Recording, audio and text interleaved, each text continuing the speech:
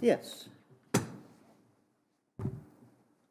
Dr. Wagstaff, before I go on to ask you some questions about hepatitis, can I just pick something up with you relating to the evidence that you gave earlier before we broke for lunch? I was asking you about what you understood to be the reasons for the haemophilia centre directors being unwilling to switch treatment to their patients from concentrate to cryoprecipitate. Yeah. And your response to me was that you'd understood that they and their patients felt that the advantages of concentrate outweighed the disadvantages, and so they were happy to continue. I'm obviously paraphrasing, you said quite a bit more than that, but that was the gist of it. Can I just ask you this? Did you have any direct contact with any of the patients with haemophilia? No. No. So the evidence that you give as to what the patients were saying, that comes, does it, from what the haemophilia centre directors were telling you that their patients were telling them? Yes, that's right, yes. Thank you. Right, I'm just going to now ask you a handful of questions about hepatitis, and I'm going to start with your knowledge of the risk of hepatitis. So is it right to understand that by the time you took up your post in 1974, you would have been well aware of the risks of transmission of hepatitis B through blood and blood products? It has been an accepted risk for many years, yes. Can I then turn to your witness statement, please, to look at what you say about the knowledge of risk of NonA, NonB? Could we have paragraph 447, please? And the reference for the witness statement is WITN 6988001. And it's page 111 of my copy.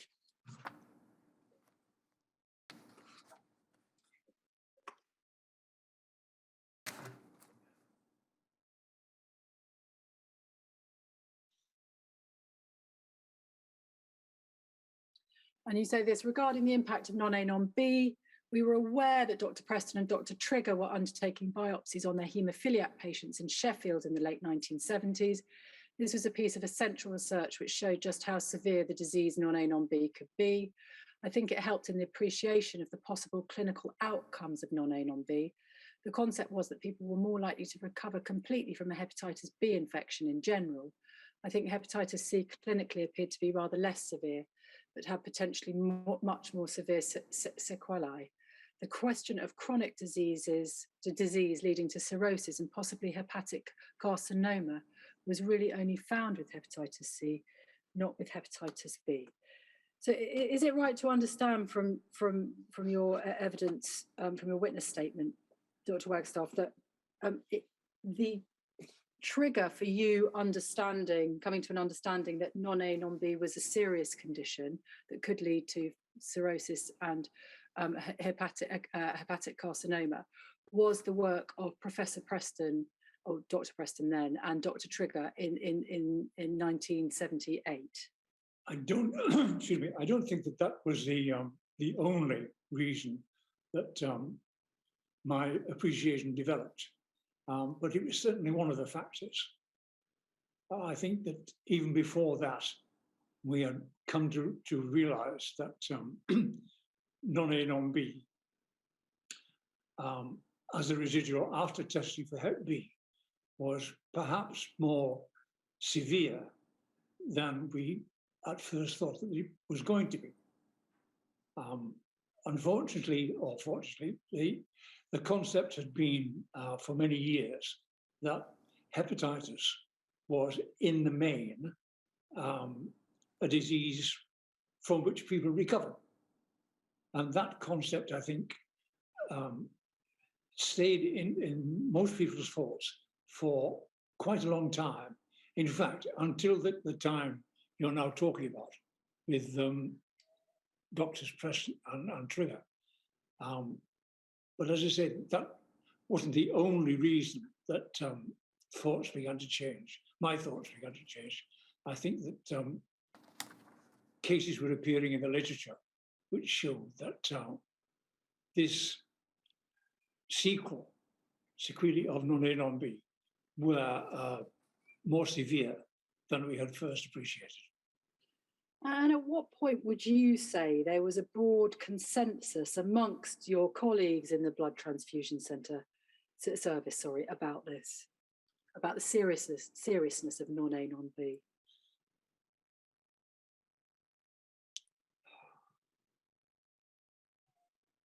I think that's difficult for me to answer. Certainly,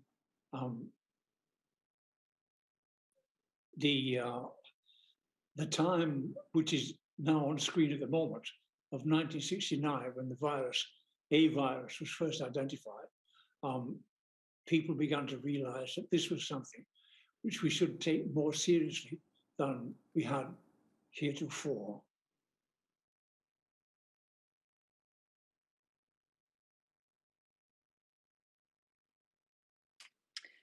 And it may be that this is also a difficult question for you to answer, but I'm going to ask it anyway. Are you able to say at what point there was a broad consensus amongst haematologists more widely, so not just in the blood transfusion service, but more widely, that NonA, NonB was a serious condition? Could be a serious condition. I think it would probably run contrarily with our slow dawning, because they were really in a way at the sharp end. They were seeing patients who had been transfused with hepatitis B tested blood, who developed hepatitis, and they would, in that sort of instance, be more aware of the effect than we were. They didn't necessarily contact us with any degree of urgency. They contacted us, of course, if they got a case of transfusion-transmitted hepatitis as part of their routine, as part of our routine. But the numbers at first were not such as to cause great alarm, but very quickly they did become so alarming. Can I then turn to your work on the criteria for the selection of donors in relation to... May I just ask a question here, Ms. Scott? It's really what you say in the paragraphs that follow where we were on the page. Can we just go back to that? And go over leaf, please. And at the very bottom of the page, you say this. Now, you were talking as somebody who started your work. I'm sorry, but I'm sorry. I was just looking to see if I could see you on the screen, which I can. You started your work in hospitals in what, 1956, 57? Yes. So yes.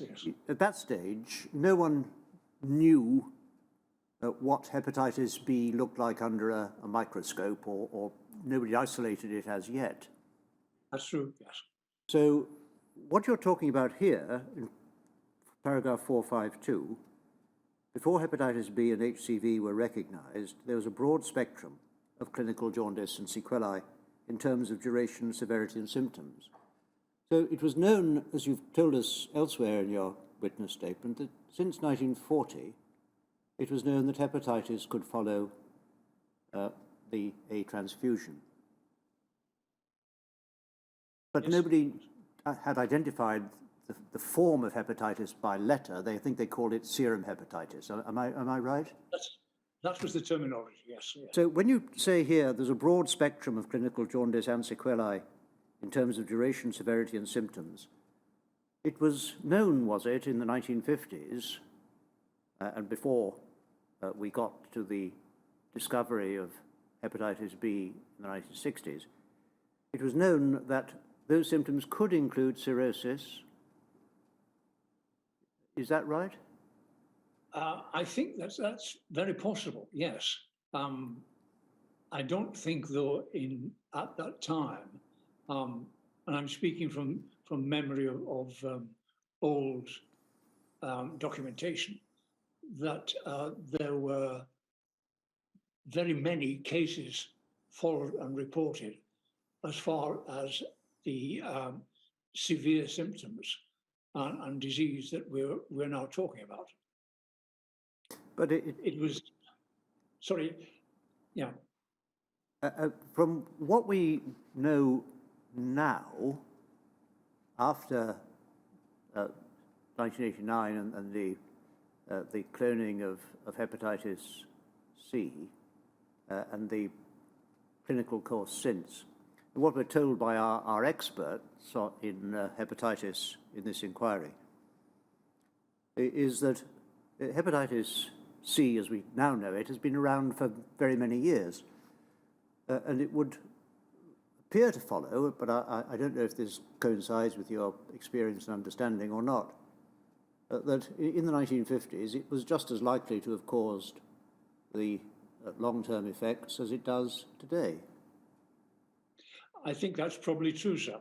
What I'm trying to say, I suppose, is that in terms of the proportions, the numbers of cases seen that would now have been classified as HCV cases going on to severe disease were small in comparison with the rest of the broad spectrum of jaundice. I see. So when you say hepatitis B, this is again paragraph 452, hepatitis B, this is after plainly it's been identified as hepatitis B. So that part of serum hepatitis resulted in generally mild to moderate jaundice, normally with complete recovery. HCV, plainly that wasn't called that in those days, was generally mild and could be asymptomatic, but had a tendency to lead to chronic liver disease from mild chronic hepatitis to cirrhosis to occasional carcinoma. So what period of time are you talking about there? Are you talking about really throughout the period of your experience, or do you have a particular time in mind? I'm really talking in terms of current at that time knowledge. But I suppose the point I'm trying to make is that the cases which we now would regard as HCV did exist from, well, since serum jaundice was recognized as an entity. Yes. But were of sufficiently small numbers not to be classified as a separate entity. They were still small in number.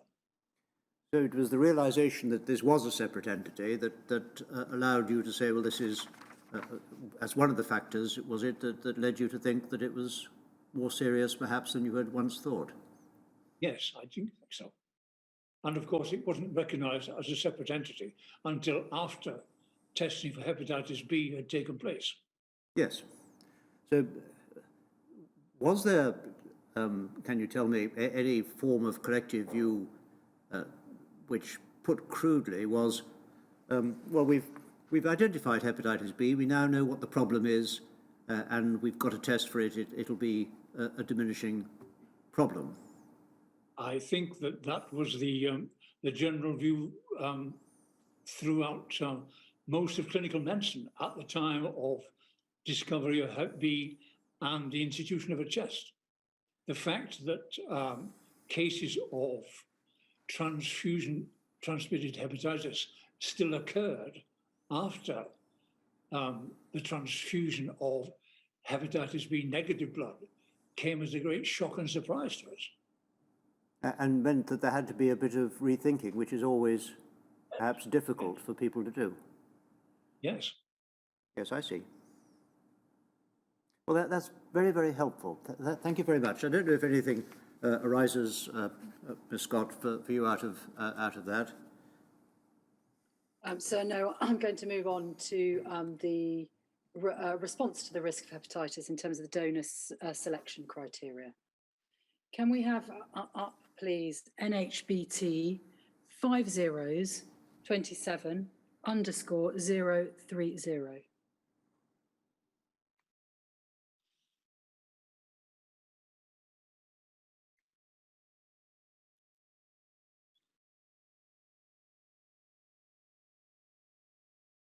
So here we've got guidelines for the blood transfusion services in the United Kingdom 1989 with 3 volumes.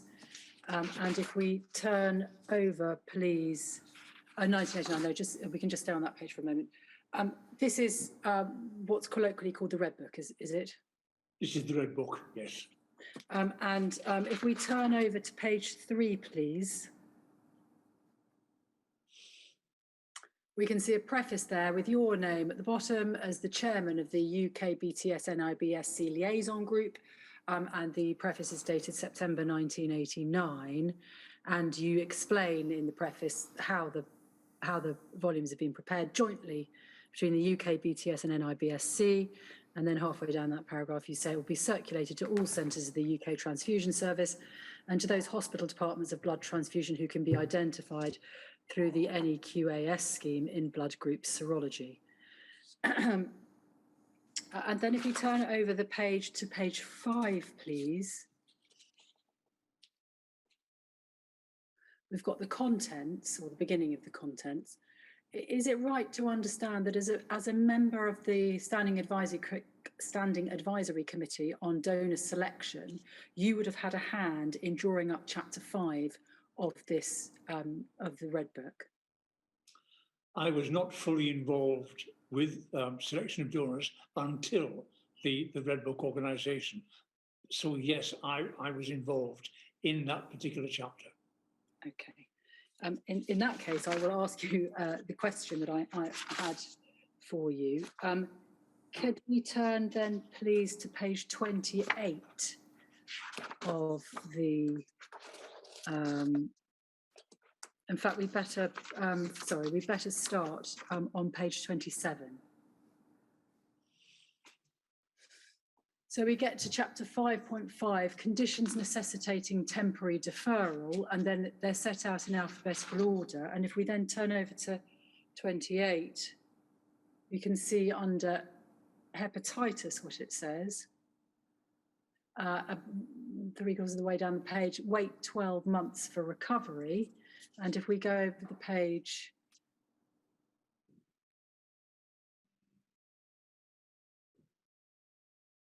under jaundice, we should be able to see the same thing. Page 29.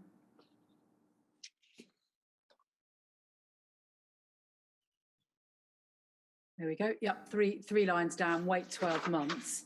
And then if we go over the page, please, to page 31, you can see the detail of that.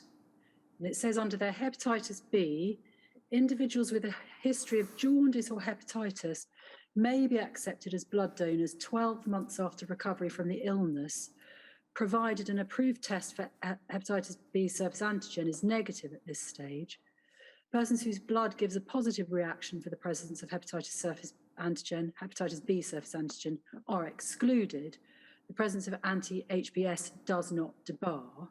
And then it goes on to set out who are in risk groups and so on. And I just wanted to ask you a question about that first paragraph.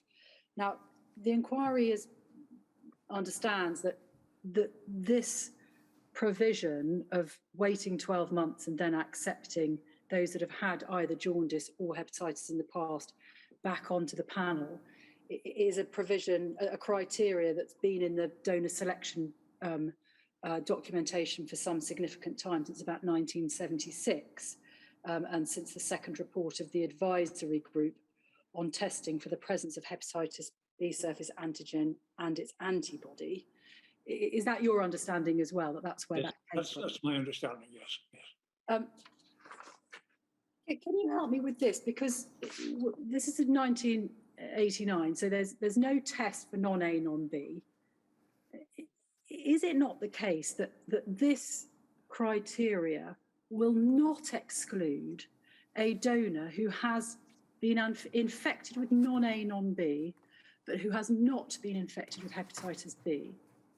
And that donor has had an episode of jaundice and recovered from that, but would, of course, test negative the hepatitis B surface antigen because they don't have hepatitis B. What they have is non-A, non-B. Yes. And this criteria will mean that they will be allowed onto the panel. Is that right? If they had, excuse me, recovered from an attack of jaundice, had tested antigen negative for Hep B, and it was 12 months since the recovery, then yes, they would be accepted. And can you recall whether you considered that class of donor that has non-A, non-B, doesn't have hepatitis B, but has had a jaundice? So there is an indication, if you like, of a non-A, non-B infection. Did you consider the impact of that on those donors? I think the thinking was that if, by this time in any case, we had accepted the fact that there was a non-A, non-B virus or similar, but the thinking was that if the individual had been infected with this particular virus, had an attack of jaundice and then recovered, then to all intents and purposes, this person could be regarded as non-infectious. There was no indication that there would be prolongation of the virus beyond the period of the jaundice it had caused. Is that right in relation to non-A, non-B? Yes, I'm talking about non-A, non-B. So that's the rationale for keeping that in. Yes. Was that sort of more in hope really than expectation? The hope was that they would not be infectious because you simply didn't know. We didn't know because there was no test available to find out, but there was no indication that there would be prolonged viral carriage after the recovery from clinical jaundice. Although you knew by then that non-A, non-B could lead to long-term problems for some suffering. Some, yes, but the period of 12 months allowed after the end of the jaundice period was thought, I believe, to encompass sufficient time for any particular sequelae of the non-A or non-B infection to show itself. I understand. So it weeds out those. Effectively, it means that those donors who have non-A, non-B, but who may spontaneously recover would be allowed back on the panel. But and the hope was that within 12 months, anyone who hasn't recovered, it would have become obvious in some way, and so therefore they would be. Indeed, yes. Those symptoms or signs would be picked up in some other way. Is yes. That yes. the hope?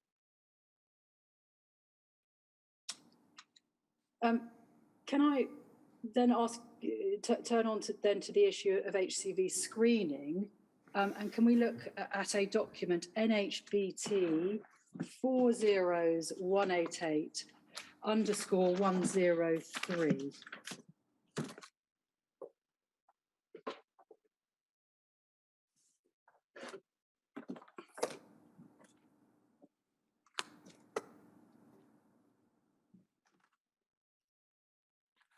So we can see here that this is a pilot study to assess the introduction of routine anti-HCV tests in RTCs. And we can see 3 participating RTCs, West Midlands, North East Thames and Trent. I'm just trying to see whether or not this document is dated. It is. It's dated, we don't need to turn to it, it's dated the 8th of November, 1989, and we can see the aims of the study are to carry out anti-HCV tests on approximately 5,000 donations during a 2-week period commencing early December 1989. Testing should be incorporated into the daily work of the RTC to assess the performance of the test in the following respects: ease of performance, diagnosis of negative and positive results, and assessment of its introduction into routine working practices, and to assess the costs of carrying out the anti-HCV screening, other than the cost of the test kits and related equipment. And then we can see, if we go over the page, we can see at paragraph 3.7, that any donations which is repeatedly reactive will be regarded as anti-HCV positive, and the donation together with any products prepared from it will be withdrawn and not issued for use.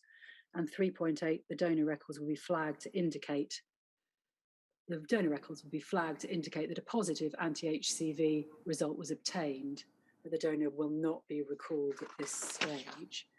So is it right to understand that in December 1989, Trent was involved in this short evaluation of the first generation screening tests to see how they fitted into the work of a transfusion centre? It is correct. I think the question of evaluation needs a little bit of expansion, in as much as the three centres involved were being asked to evaluate the ease and reproducibility of introduction of the test rather than the ultimate validity of the test itself. Yes, so to just expand on that and get the chronology in our minds, the testing that we looked at here, as you've described, happened in December 1989. There were then evaluative tests in the way you've just described, with the first generation of testing kits carried out in 3 different centres of the Ortho and Abbott tests between August and October 1990, and then further testing of the second generation tests undertaken in again different regional transfusion centres in the spring and summer of 1991. Again, those were evaluating the tests themselves. Is that? Yes. I think that the only difference between those later 2 tests and the one in which Trent was concerned was simply one of an evaluation of the ease of introduction rather than the validity of the results obtained. So these are almost sort of preliminary tests. Yes. You can take that. And just picking up the points about donor screening and so on. It's right to understand, is it, that if donors were not being informed at that stage whether if their donation came up as a hepatitis positive?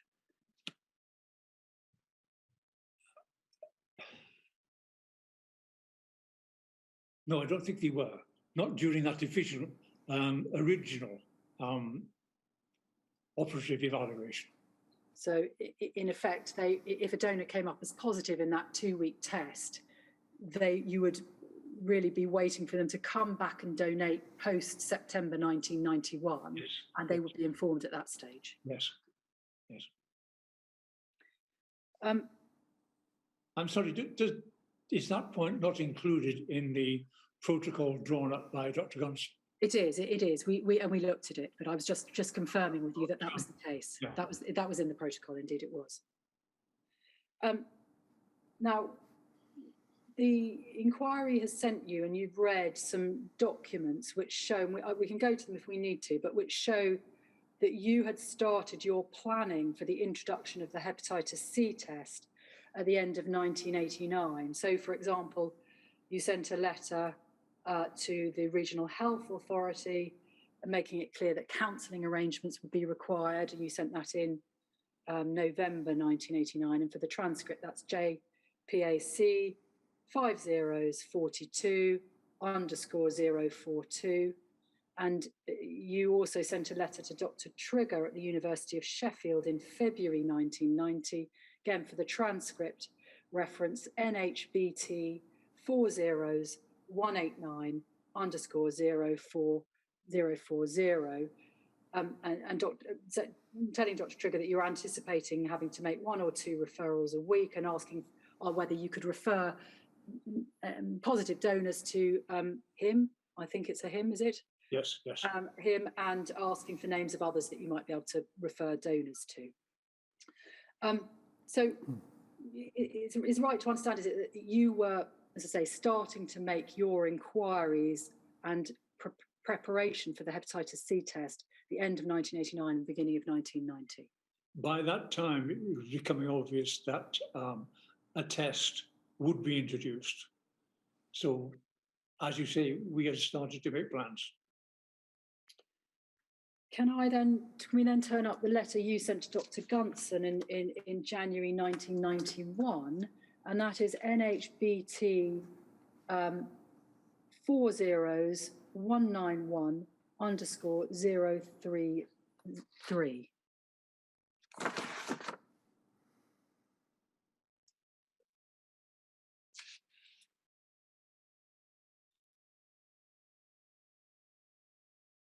Now, this is in a response to a letter from Dr. Gunson asking me when you'd be ready to start testing at Trent for HCV, and you say at this in the first big paragraph, I've thought about this extremely carefully and find it difficult to give you a definitive answer. If finances were secured, if the company who supplies us could produce both disposables and hardware in time, and if we do not have the prospect of even more frantic activity on land-based action in the Gulf hanging over our heads, then we might have been able to start on the 1st of April with the 1st of May as a more probable time. And then you go on to say at the next paragraph, however, I feel the biggest fly in the ointment is the Gulf. So that was the position in January 1991. You needed more equipment and you needed more staff, and you thought that was going to, you could get that up and running in 2 to 3 months. Is that right? By that time, I think we had obtained agreement from the RHA that funding would be available. And then if we can look at another letter that you wrote to Dr. Gunson in the following, well, about 5 days later, NHBT 308087.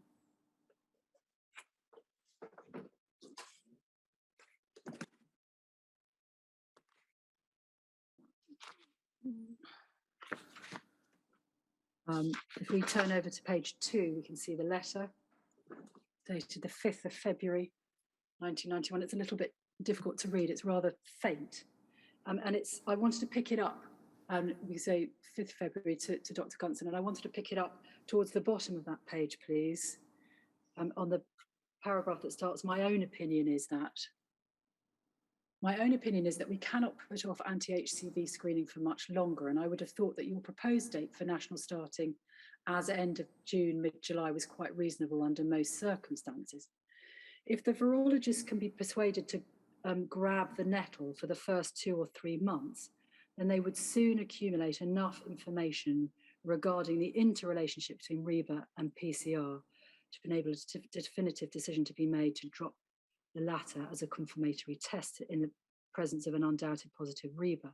This would presumably be the quickest way of the necessary data being accumulated, especially if, we go over the page, laboratory time and cash can be found to carry out the PCR testing on 300 or so REBA positives, which will be thrown out during the first 3 months of testing. In other words, my vote would be for the commencement of anti-HCV screening at the earliest possible opportunity along the lines agreed at the meeting in Manchester. The test now having been approved by FDA, I think we are leaving ourselves open to grave criticism if we delay much longer. If we are in any case all agreeing to put all repeat reactive donors on the back burner, then this gives the virologist a little breathing space to carry out PCR testing on the first 200 to 300 REBA positives thrown at them, so that they can advise us accordingly as to whether our flowchart should be changed. And then you say it's sensible to bring the next committee meeting, and I think that's the ACTTD meeting, forward if the virologists are adamant that they will be unable to withstand a short, sharp attack on their organisation. So that's the position on the 5th of February. You seem to be saying, look, let's go ahead. There may be some issues that need to be ironed out in terms of the confirmatory testing, but we should start as soon as we can. Is that how you recall?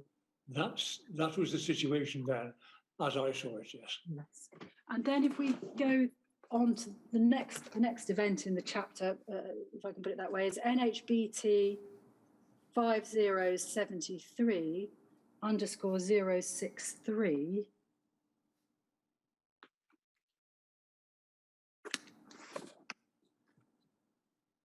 We can see a minute of a meeting, so 25th of March, so we're 6 or 7 weeks on from that letter.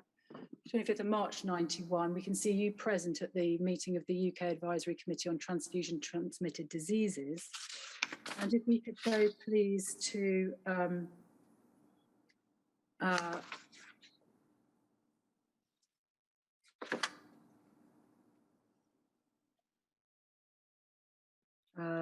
sorry, page 2.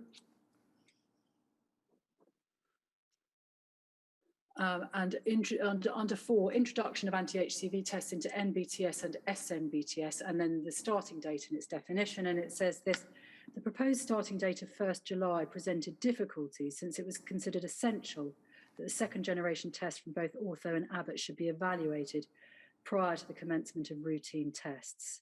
And then that's the decision the ACTD makes, that 1st of July should go off and there should be further evaluation of the second generation tests. So can you help us with this? What is it that changed your mind between writing that letter to Dr. Gunson on the 4th of February and attending the ACTD meeting, where it seems to be a unanimous decision, I don't know, you may tell me otherwise, that there should be a further delay while further evaluation of testing kits is carried out? The first letter was based on the introduction and use of the first generation tests. The situation changed with the introduction and possible use of the second generation test, which was thought on first testing to be superior in more than one way to the first generation, but needed the same evaluation tests as had been carried out on generation 1 before countrywide introduction for general use, which entailed a further delay. And at that time, we really thought that amount of delay was necessary because of the still rather unknown quality of generation 2 for use in a mass screening situation.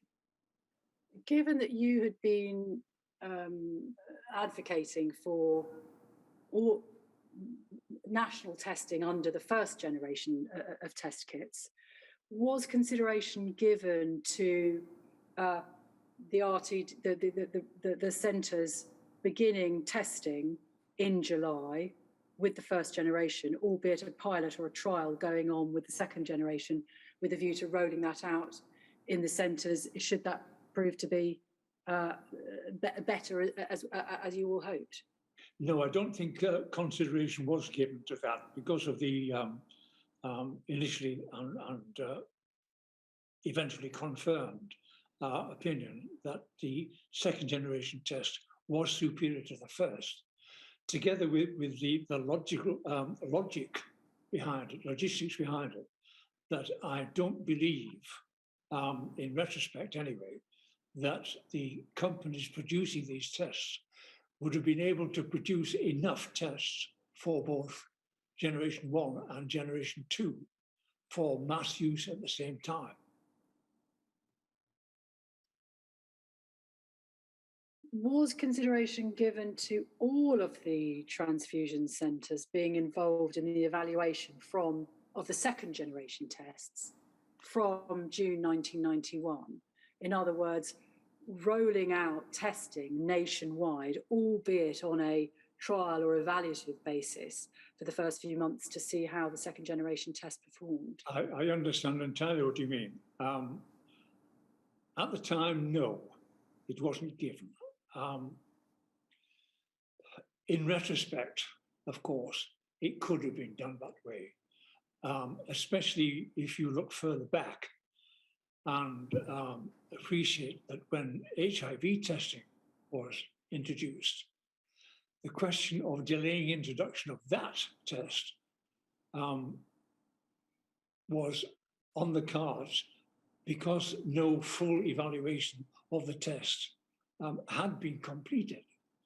And excuse me, in fact, there are competing reports in committee meetings about the need to carry out full evaluation tests on HIV before widespread introduction. One report said it should be, the second report said that in effect it should be carried out as part of a full use of the test. If we had gone on that type of change of tack with hepatitis C, then again, in retrospect, full nationwide introduction of HCV testing could have been possible. And is it right to understand that in Trent, you in fact started testing earlier than the national date for testing because you were evaluating the UBI test kits? That's correct, yes. And can you, and was that from June 91 or thereabouts? Yes. And so you continue, effectively that's when testing started? Yes. I'm going to turn now to ask you some questions generally about record keeping and relationships with your clinical colleagues in the hospital and blood banks and so on. Your statement tells us that the Transfusion Centre kept records certainly for 15 years and possibly for as long as 30 years, but you at this distance of time you can't quite remember. Is that right? Yes, yeah. At the point at which the time expired, presumably whether that was 15 years or 30 years, whatever the policy was, they would be shredded. Yes. And do you personally remember records being shredded? Sorry? Do you remember records being shredded during your time there? Yes, I think so. I was in post long enough, more than 15 years, so some of them would be, yeah. And you also tell us in your statement that any donation that was sent to BPL, you would retain a sample of it for a year at BPL's insistence. Yes. Did you keep any other samples of any other donations? Did you have a library for going back of donations? They would be kept for a shorter period. The year stipulation by BPL was specifically designed for their own type of organisation, with which it was fairly easy to comply.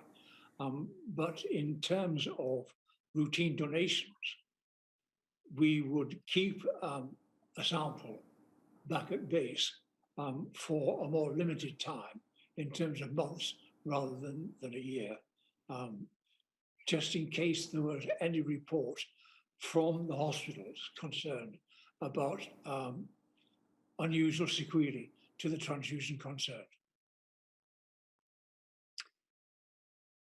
In terms of the record keeping at Trent, is it right to understand that your records were concerned with the moment that the donor, as it were, well, before the donor walked through the door actually, but your records traced the donation up to the point at which it left your centre and went to one of the hospital blood banks or to the BPL? You would be able to trace where any particular donation or part of donation went up until that point. And everything that had happened to it in our hands, yes, yes. Yes. But once it got to a hospital, for example, there was no way of you being able to you meaning Trent, being able to say what had happened to it. You were reliant on the hospital providing you with that information. Yes, that's correct. And you tell us in your how, as a sort of general recollection, how good were the hospital records in that respect? Did they vary from one hospital to another? Did you find that there was a pretty standard, consistent record keeping? I think they were probably varying to a certain extent, but within boundaries. At the same time in which we were involved in our own record keeping, the hospital blood banks were subject to inspection by the Clinical Pathology Accreditation Organization, part of which was a specific inspection of the hospital blood bank activities, which included record keeping within those areas. So in theory anyway, and certainly in the hospital blood banks I visited, the record keeping was such that they would be able to liaise with us quite adequately with regard to tracing back a donation which has been implicated in anything unusual. And just picking up on that, visiting hospital blood banks, what were the circumstances in which you were visiting and inspecting hospital blood banks? We did this mainly through the aegis of the Clinical Pathology Accreditation Group, which was not part of the NBTS at all. Not part of the NBTS. It was an inspection system for the whole of the pathology experiences within hospitals. Those were carried out routinely, so that each hospital would be inspected from memory at least every 2 years, if not every year. And that was a national programme, was it? That was the national programme, yes. And can you recall when that was happening? Was that, for example, when you were in post in Trent, or was it an NB when you were in post in National Blood Authority? That was certainly when I was in post in Trent, yes. And what was the nature and purpose of the inspection? Well, as far as the records are concerned, it was to make sure that adequate records were made with regard to the amount of material given, the type of material given, the individual who ordered the material to be given, the results of any tests carried out, and each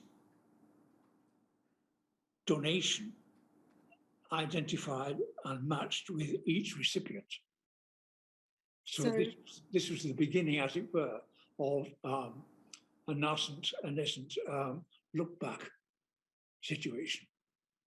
And in terms of the looking at the amount and type of material given, were you effectively auditing the practice, the clinical practice, to make sure that the blood was being used appropriately? No, at that time and in that situation, the thing being audited was purely the mechanism of control, not the reasons for transfusion or indeed the amounts given.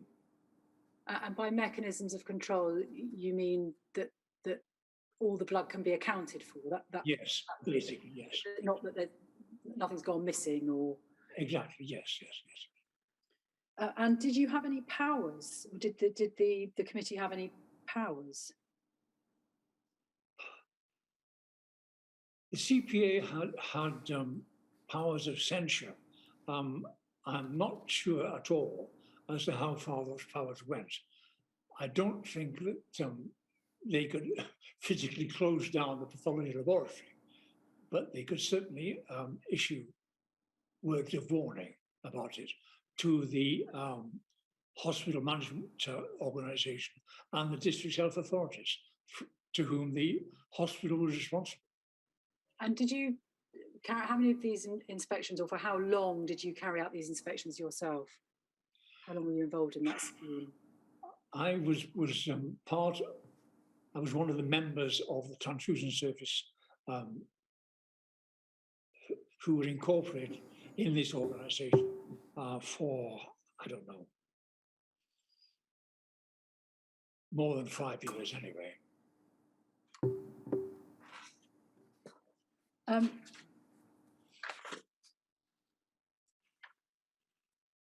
Turning back then, sorry, I'm dotting around a bit now because I got rather sidetracked by that very interesting issue. So I in terms of the information that you received from hospital blood banks or the hospitals that you supplied, you've told us in your witness statement that hospitals would report adverse events to you, usually by letter addressed to you as the director. Was there an obligation on hospitals to report adverse reactions or adverse events, or was it a voluntary scheme? It was mainly voluntary, but of such a nature as being regarded as essential. I don't think that there was ever an edict issued that the hospital must do this. And what sort of events and adverse reactions would they be reporting? Any, even to the extent of a temporary pyrexia attack after the transfusion. And so if they were aware of a TTI, a transfusion transmitted infection, you would expect them to report that? Oh, yes, yes. And how common was it, or are you able to say as a matter of generality, that you had reports of transfusion transmitted infections being made to you? As a matter of generality, not very common at all. During my time in Trent anyway, the organisation Serious Hazards of Transfusion, SHOT, was established, which put on a more formal footing the question of reporting of reactions to transfusion so that national data could be built up with regard to the amount and type of reactions, which went through the full gamut up to a transfusion transmitted infection. I think probably that the activities of SHOT have been considered by the inquiry anyway. You also tell us in your witness statement that you kept a separate database of HIV positive donors. What was the purpose of that database?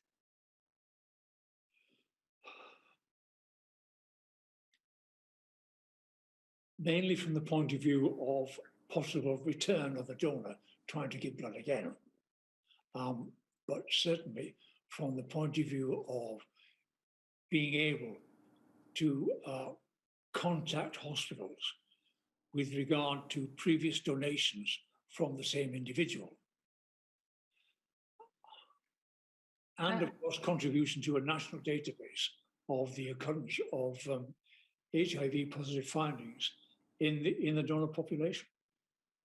And so you would feed information to the CDSC, would you, in relation to HIV positive donors? And did you keep separate databases of donors infected with other transfusion transmitted infections, syphilis or hepatitis? Was it just HIV?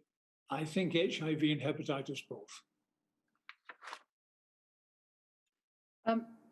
Can I ask you a few questions about your relationship now with your clinical colleagues? You have told us, and you say in your witness statement, that over the years you've done quite a lot of teaching.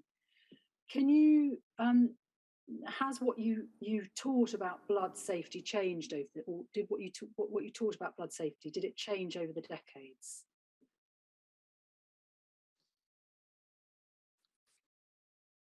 I'm sorry, would you repeat that? I didn't quite gather what you were saying. Did what you taught about blood safety change over the decades? Yes, obviously it did.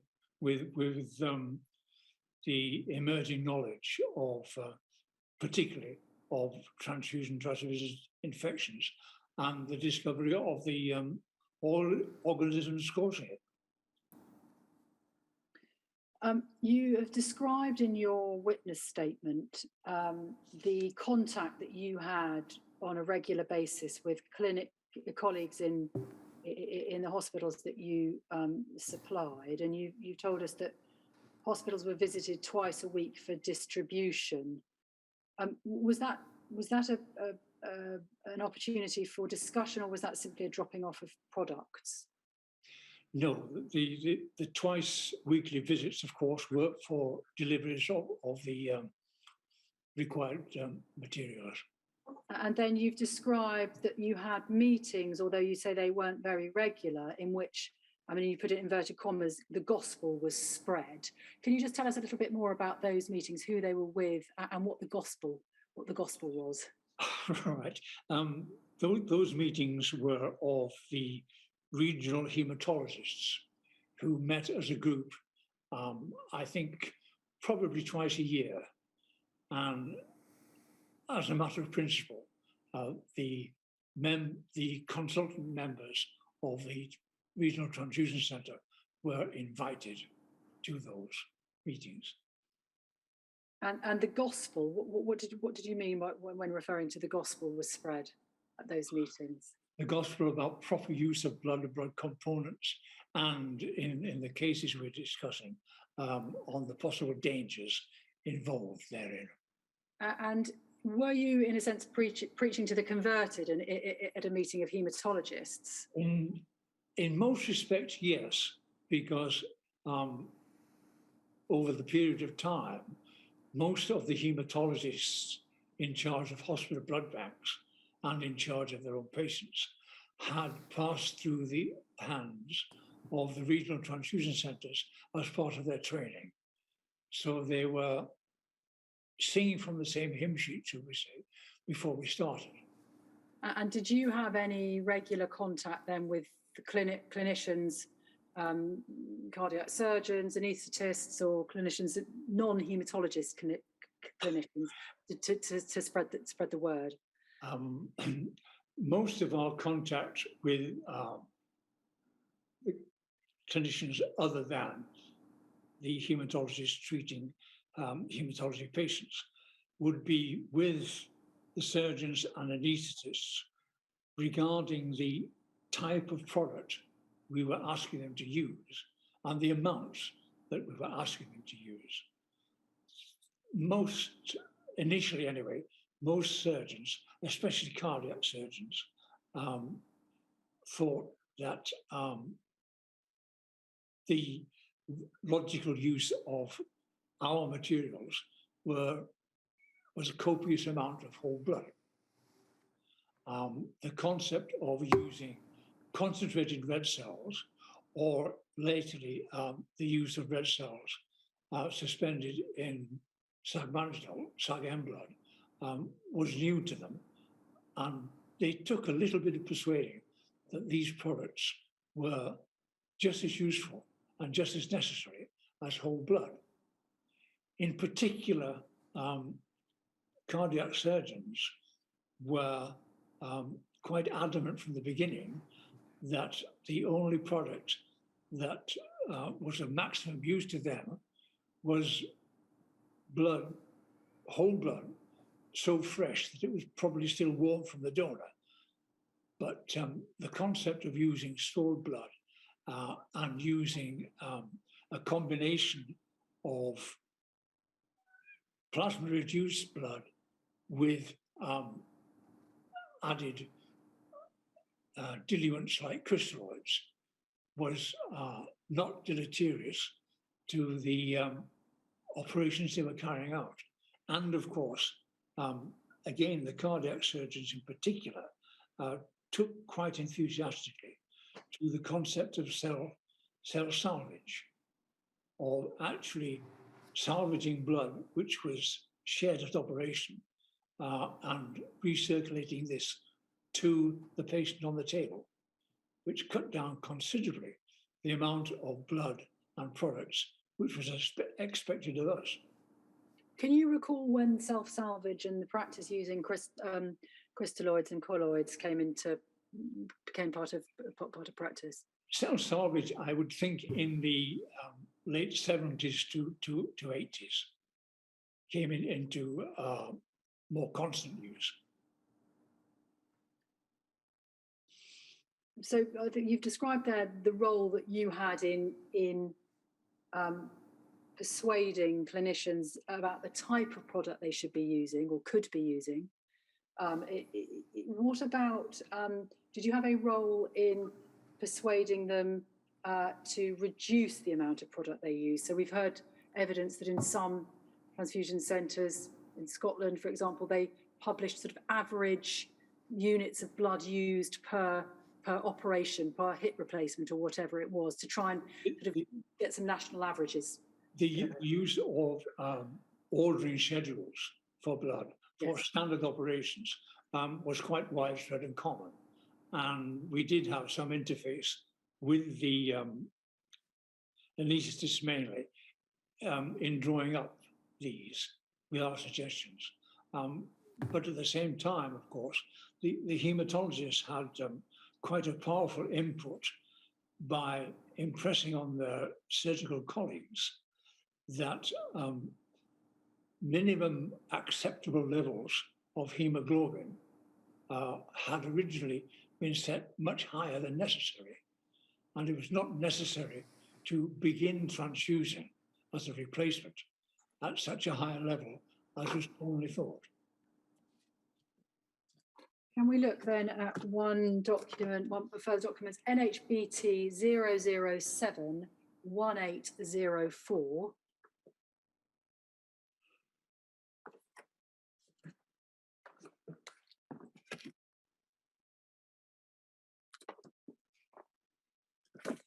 This, excuse me, is a minute of an NMC committee meeting, February 1st, 1991. But it's actually the last page of this, page 8, please, that I'd like to go to, which is a survey of regional transfusion centres. And we can see that it's a survey in relation to transfusion committees. Trent says none. Transfusion matters discussed at regional haematology subpanel, chaired by a haematology representative of the Regional Advisory Subcommittee on Pathology, to which it reports. RTO is an ex officio on advisory subcommittee. So is that right, that as at February 1991, there were no transfusion committees in the Trent area? They were quite late in coming to it. Why was that, do you think? I don't really know. I think that a lot of these hinged on the fact that the great majority of the haematologists active in Trent region had been trained partly at transfusion centres and were quite au fait with what was going on and were certainly kept up to date by their colleagues in the transfusion centres. And what the committee, the Regional Advisory Subcommittee on Pathology, what experience do you have of that committee? I don't have any experience of that, I'm afraid. So when it says that the RTD is ex officio and advisory subcommittee, is that not accurate? No, it could well be, of course, one of my consultant colleagues, but from a personal point of view, I can't recall being involved in the committees. So, absent then the transfusion committee, what can you recollect about the role that the centre had in auditing the use of blood in hospitals that you served, and in particular in making sure that the use of blood was necessary and proportionate? I think that much of this is covered by the institution of an audit situation by the National Directorate, who started off audits of the RTCs, taking into account during those audits the interaction with the activities within the hospitals of their regions. So as part of the National Directorate audits of RTCs, they would be looking at what the hospital... The interaction with the hospital, certainly. But they wouldn't be looking, would they, at whether at the use of blood in the hospitals? Presumably they wouldn't have had access to that material. Not direct access, but most hospitals, most RTCs would have information about usage in the hospitals they served. Because they were supplying them? Yes. Then lastly, from me, can I ask you, so I'll ask you some questions about the role or the relationship that the Regional Transfusion Centre had with the eventual recipients of the blood and products produced by the centre. Did you consider that the transfusion centre, or indeed the blood service as a whole, had a role in providing warnings to patients about the risks of treatment by blood and blood products?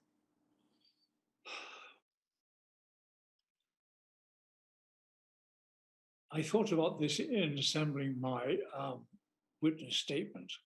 I thought then, and I still think now, that the burden of explanation of the need for and dangers of transfusion lay with the clinician who ordered the transfusion, that he should be the one, he or she should be the one explaining it all with all its facets to the patient concerned. I don't believe that these warnings should come directly from the RTC concern.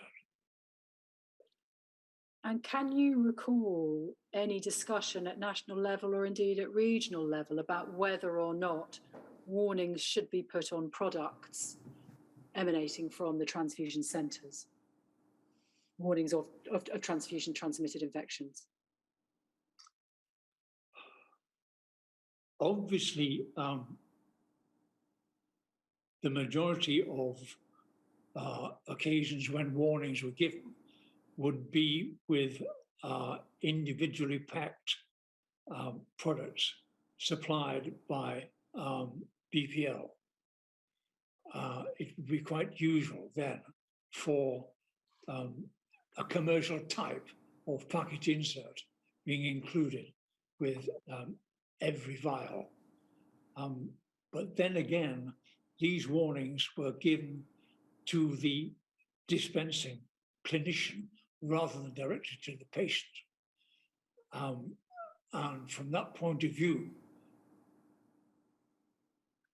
I think that most of us considered that it was our duty to make sure that the ordering clinicians were kept au fait with any emerging dangers which were known to be associated with blood transfusion, and that it was their position to pass on such information as was necessary to the patients concerned, not as a direct communication between RTCs and patients. And just to clarify, the package inserts that you describe on the BPL product, those were created and produced by BPL, not by the regional transfusion centres? No, by BPL, yes. So those are the questions that I had for Dr. Wagstaff. The call participants and their legal representatives will need an opportunity to put any questions to me that they think I should ask Dr. Wagstaff. So I wonder if now is a good time for a break. Yes, it is. How long do you think you might need, Miss Scott? I don't know, sir. This is slightly uncharted territory in that I'm not in the hearing room. So I think at least 20 minutes to half an hour, I would have thought. Well, I think we'll err on the generous side, shall we? If it's erring at all, and come back at 10 to 4.